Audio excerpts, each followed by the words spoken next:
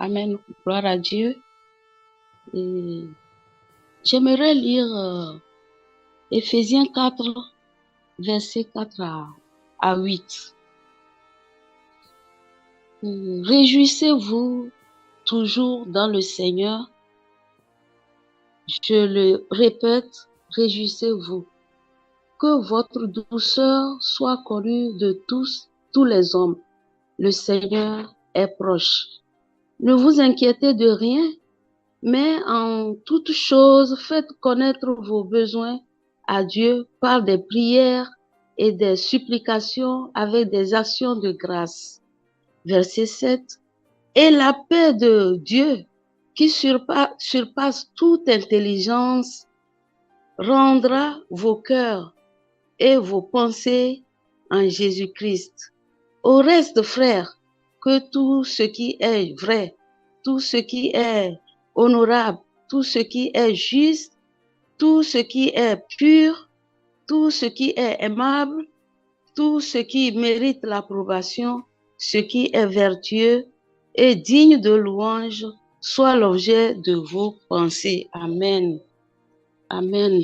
Et j'aimerais nous exhorter par rapport à ce passage de la Bible où le Seigneur, l'homme de Dieu, nous encourage à nous réjouir toujours dans le Seigneur. Parce que c'est dans le Seigneur Jésus-Christ seulement que nous pouvons avoir la paix, la joie, la réjouissance. C'est dans la parole de Dieu parce que nous savons que dans ce monde, il y a l'ennemi qui tire de son côté et pour vivre vraiment selon le monde, on ne pourra pas. Donc, Dieu nous exhorte à nous réjouir parce qu'il sait que il y a des tribulations, il y a des situations que nous traversons tellement difficiles, mais qu'on ne perde pas la foi en lui, qu'on reste toujours encouragé, qu'on se réjouisse à tout moment, dans chaque situation, qu'on puise cette joie-là dans le Seigneur Jésus, car il a déjà payé le prix pour cela. Il nous dit au verset 6, ne vous inquiétez de rien, mais en toute chose, faites connaître vos besoins à Dieu par des prières et des supplications avec des actions de grâce. Donc, il nous encourage à ne pas nous inquiéter, à vraiment demander s'il y a des besoins, peu importe, il n'y a aucun besoin que Dieu n'a pu satisfaire. Il l'a déjà fait, c'est accompli. Mais il nous demande de venir parce que nous sommes des humains et nous pouvons quelquefois, la foi peut baisser un peu, mais si nous nous rappelons qu'il a accompli tout ça là à la croix et que nous venons à lui avec des supplications, des actions de grâce, avec des prières, il nous écoute et il nous exauce et il répond. Amen. Et il a dit, et la paix de Dieu qui surpasse toute intelligence gardera vos cœurs et vos pensées en Jésus-Christ. Donc, il veut que nos pensées soient en Jésus, pas la paix, parce qu'il a la paix pour nous. Il nous a déjà donné, il dit, je vous donne ma paix. Je ne vous la donne pas comme le monde. Donc, il nous a déjà donné sa paix, et sa paix qui surpasse toute intelligence nous gardera quand il y aura des difficultés. C'est pour cela, il dit d'avoir les pensées pures, les pensées positives. Et les pensées pures, la vraie pensée, c'est selon la parole de Dieu, comme il a dit tantôt au verset 4 de se réjouir. Donc, au verset 6, au verset 8, il dit, au reste, frère, que tout ce qui est vrai, c'est sa parole qui est vraie.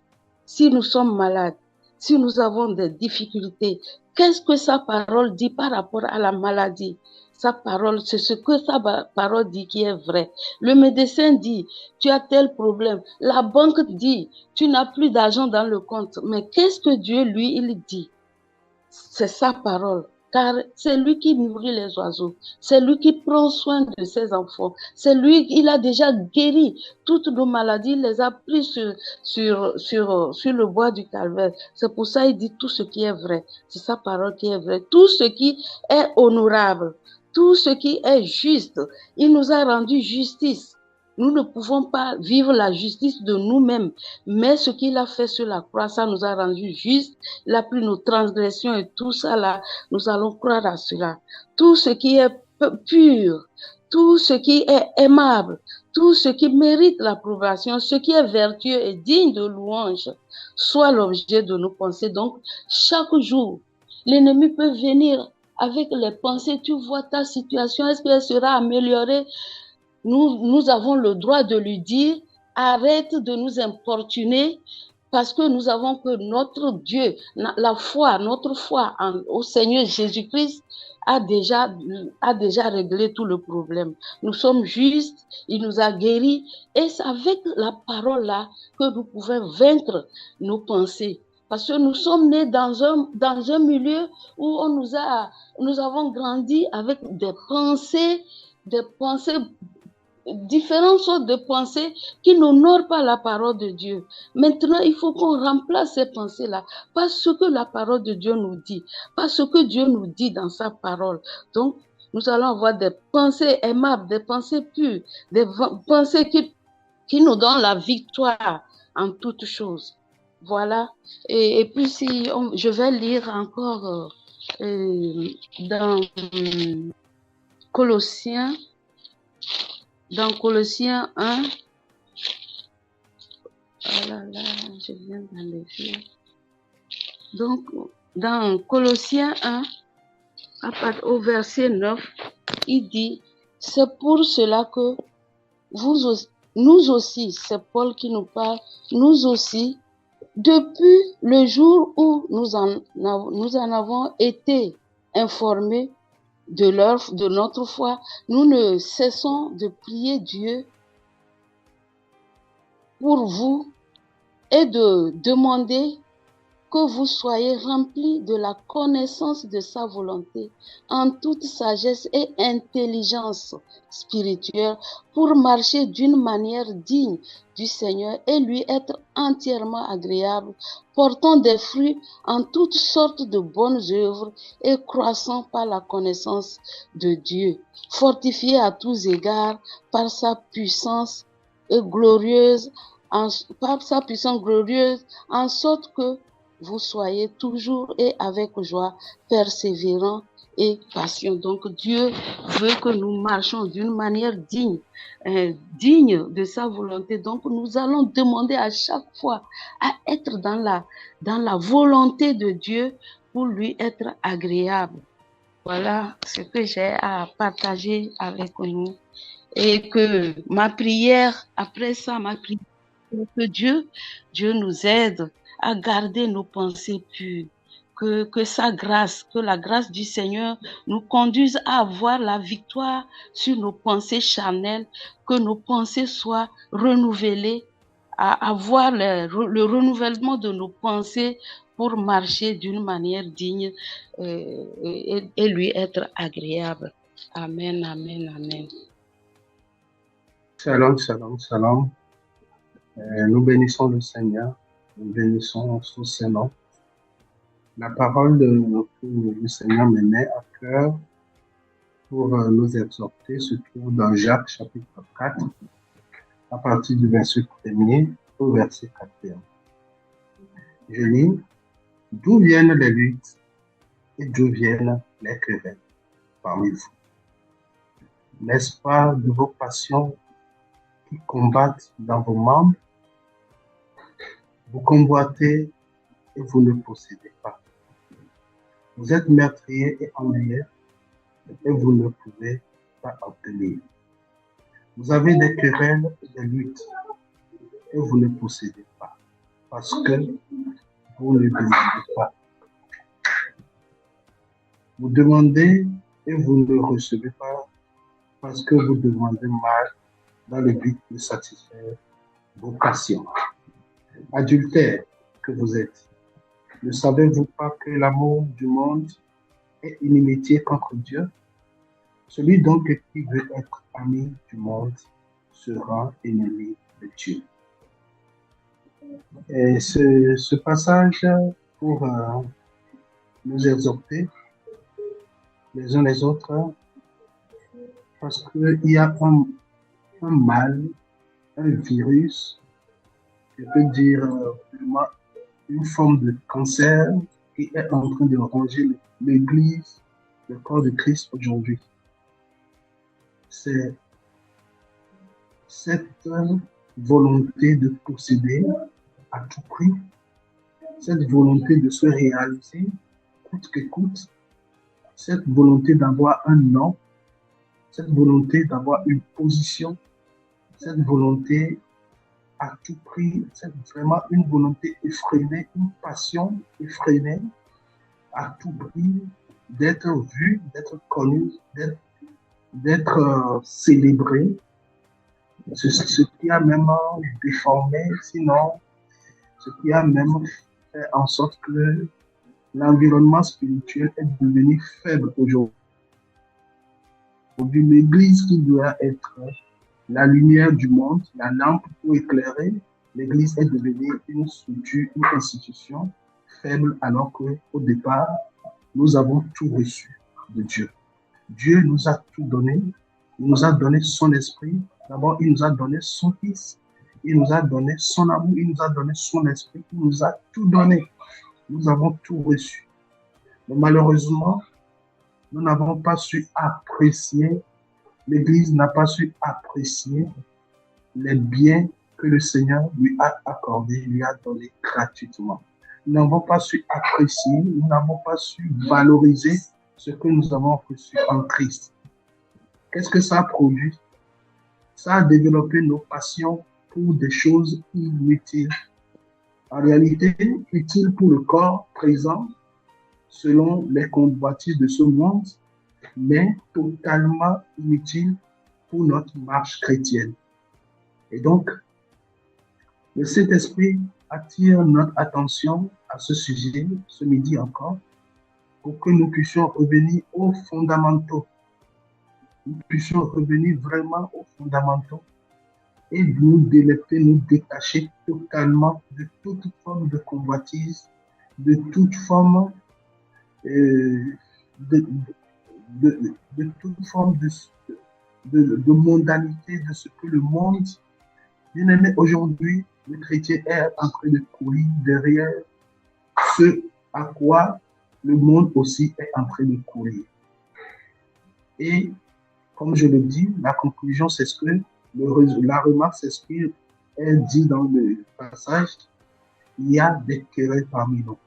À cause de cela, il ne peut y avoir que des querelles, il ne peut y avoir que des divisions, il ne peut y avoir que des disputes. Tout simplement parce que nous avons laissé l'objectif prioritaire et nous sommes en train de courir derrière les choses secondaires. Nous sommes en train de ramer à contre-courant de notre vocation. Jésus a dit par rapport aux choses pour lesquelles nous courons, par exemple, vous voyez, dans Matthieu chapitre 6, à partir du verset 32, Jésus dit, car toutes ces choses, ce sont les païens qui les recherchent. Votre Père Céleste sait de quoi vous avez besoin.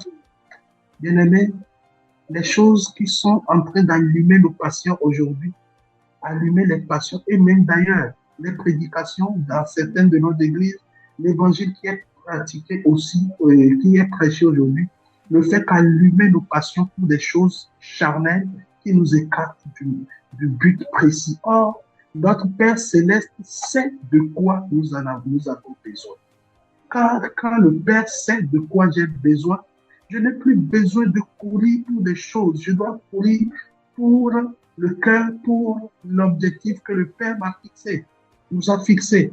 Mais contrairement, nous sommes en train de courir pour les choses pour lesquelles le Père sait et qu'il est prêt à nous les accorder. D'ailleurs, il nous les a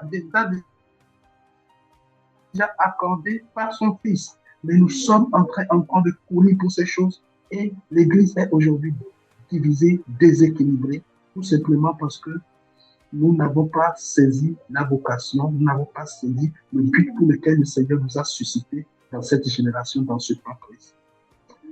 Nous sommes devenus des meurtriers, envieux, possédant comme ne possédant pas, calomniateurs, des querelles partout, possédant comme ne possédant pas, même dans nos prières, nous prions mal parce que une fois que nos passions soient allumées par des désirs contraires à la volonté de Dieu pour nous, nos prières ne peuvent pas être les prières selon le cœur de Dieu.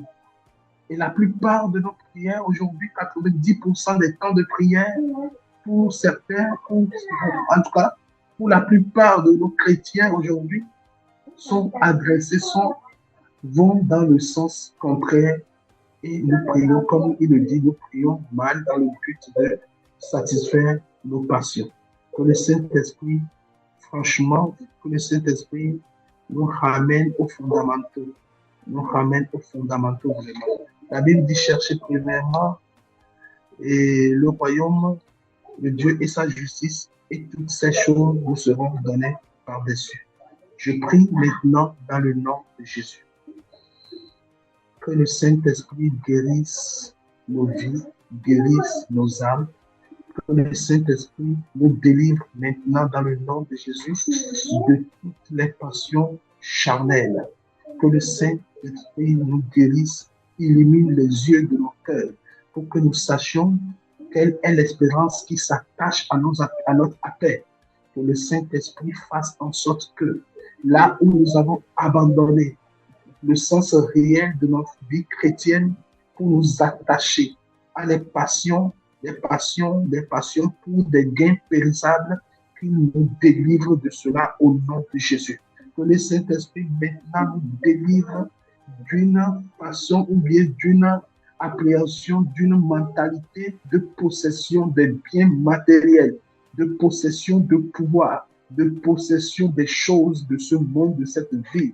Que le Saint-Esprit nous guérisse de cela au nom de Jésus. Que le Saint-Esprit nous délivre maintenant de l'envie de posséder de la richesse, coûte que coûte, quoi que cela vaille que vaille, que cela coûte même la vie d'un frère ou d'une sœur, que cela coûte même la joie d'un frère ou d'une sœur, que cela coûte même la tranquillité d'un frère ou d'une sœur. Que le Saint-Esprit nous délivre de cela au nom de Jésus. Bien-aimés, aujourd'hui, les gens sont prêts à te froisser, à te chiffonner pour peu qu'ils atteignent le but de ce qu'ils veulent atteindre, le but recherché. Non, que le Saint-Esprit nous délivre de cet aveuglement, vraiment de cette conscience morose, de cette conscience morte au nom de Jésus. Que le Saint-Esprit nous guérisse de cela, afin que, comme l'a dit dans Romains chapitre 6, je termine par là, Romains chapitre 6, il est dans Romains chapitre 6, Romains chapitre 6, à partir de verset 13, il dit, ne livrez pas vos membres au péché comme des instruments d'iniquité, mais donnez-vous vous-même à Dieu comme étant vivant de mort que vous étiez, et offrez à Dieu vos membres comme des instruments de justice. Car le péché n'aura point de pouvoir sur vous, puisque vous êtes non sous la loi, mais sous la grâce. Je prie dans le nom de Jésus que le Saint-Esprit nous amène dans la dimension de la connaissance de Christ, en sorte que nous puissions volontairement livrer nos membres à Dieu comme étant vivants de mort que nous étions, et que nous offrions à Dieu nos membres comme des instruments de justice.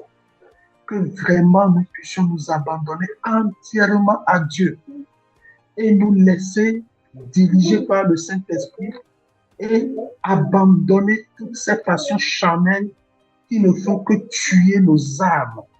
Que le Saint-Esprit nous amène à le connaître en profondeur, à avoir la révélation de notre appel, à avoir la révélation de notre fondamental, de notre mandat sur cette terre, pour nous délecter de tout ce qui ne fait que nourrir nos passions charnelles.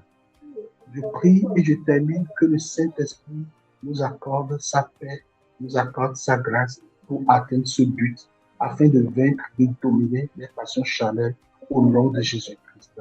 Amen. Gloire au Seigneur pour ces invitations de la sœur Angèle du Père Ballot. Avoir la pensée de Christ, prier, bien prier, ce n'est pas réservé à n'importe qui. C'est réservé au Fils de Dieu. Donc, la vie chrétienne commence d'abord par la nouvelle nature, la nouvelle naissance. Et dans l'exhortation a pour titre « La nouvelle créature voit le royaume des cieux, entre et occupe sa place par la foi. » La nouvelle créature voit le royaume des cieux, entre et occupe sa place par la foi. Et c'est cette place-là qui sera occupée à travers la pensée de Christ. Et c'est cette place-là qui sera occupée à travers les bonnes prières pour pouvoir rentrer dans tout ce que Dieu nous a donné à travers la nouvelle création. Et nous allons lire Jean 1, versets 12 à 13, et qui dit bien que mais à tous ceux qui l'ont reçu et à ceux qui croient en son nom, elle a donné le pouvoir de devenir enfants de Dieu, lesquels sont nés non du sang, ni de la volonté de la chair, ni de la volonté de l'homme, mais de Dieu. Donc, nous devons d'abord être sûrs de notre nouvelle identité. Et c'est pourquoi Jésus va dire à Nicodème que celui qui voit le royaume des cieux est différent de celui qui entre. Nombreux d'entre nous sommes chrétiens, on crie « Je suis chrétien, je suis né de nouveau, Jésus m'a sauvé », mais on est toujours en train de voir. La joie dont parle le Seigneur, nous on voit, nous on n'a pas ça. La paix dont parle le Seigneur, nous on voit, mais on ne rentre pas dans cette joie. La justice dont parle Dieu, nous voyons la justice, on dit « Jésus nous a délivrés, nous a sauvés », mais nous-mêmes, nous ne vivons pas cette justice. Donc, tant que nous ne rentrons pas dedans, c'est que nous sommes en train de voir. Donc, c'est l'histoire de Nicodème et Jésus. Jean 3, verset 1 à 7. Mais je ne veux pas lire tout le passage, je vais aller verset par verset.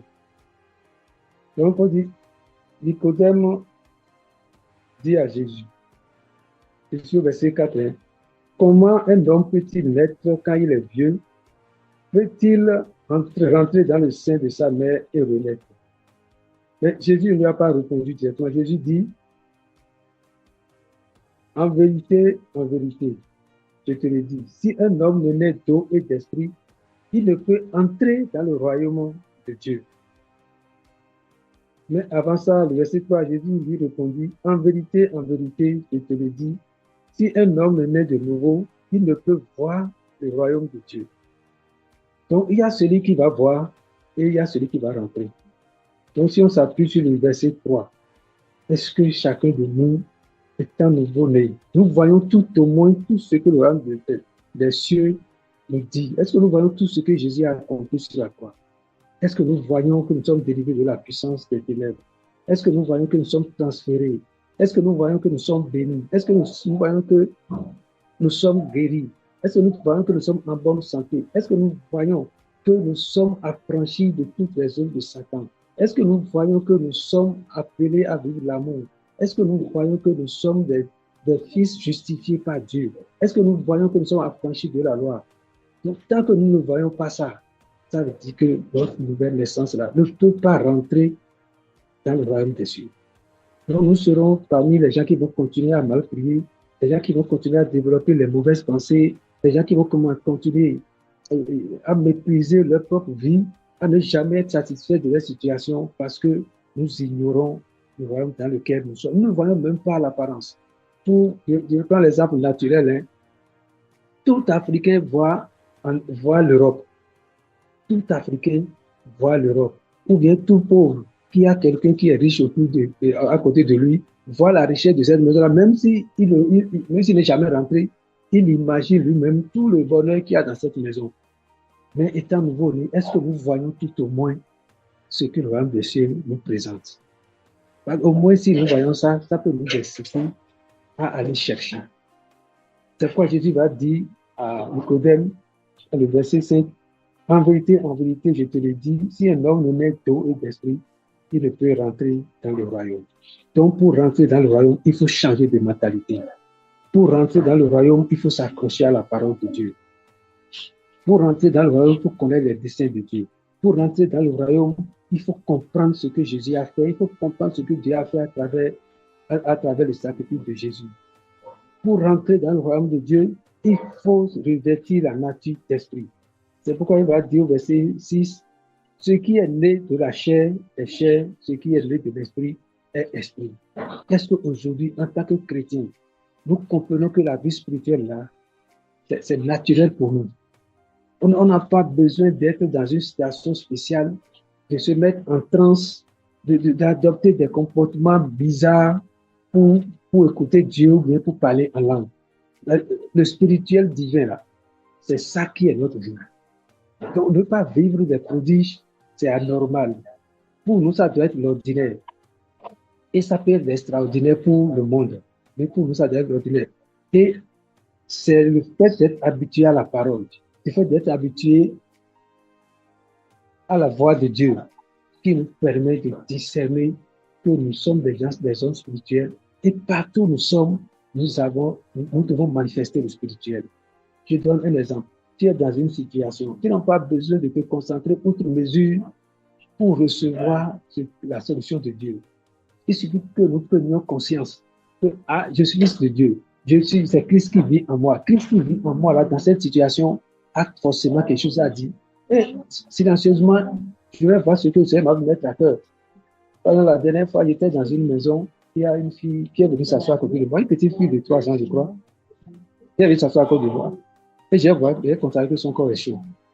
Mais instantanément, j'ai reçu dans le cœur, pris pour elle. Et j'ai demandé à sa maman qu'est-ce qu'elle a dit. Que depuis le matin, là, elle a le corps chaud. J'ai prié. J'ai pris l'enfant devant ma main. J'ai imposé les mains. J'ai dit, elle est guérie. Elle est venue à sa maman.